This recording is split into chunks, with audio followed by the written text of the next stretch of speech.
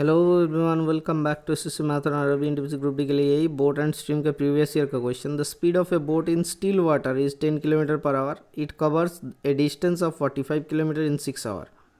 आप स्ट्रीम यहाँ पे दिया हुआ है, देखो आप स्ट्रीम। अच्छा ठीक है, बोट का स्पीड क्या है, 10 दिया हुआ है बोट का स्पीड। अब स्ट्रीम का स्पीड क्या हो जाएगा, स्ट्रीम का स्पीड हम लोग पकड़ लेते हैं y।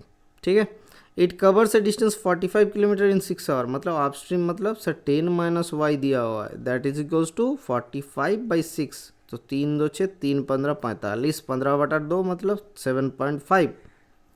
अब y इक्वल्स टू कितना हो जा रहा है सर, 10 माइनस 7.5 मतलब 2.5।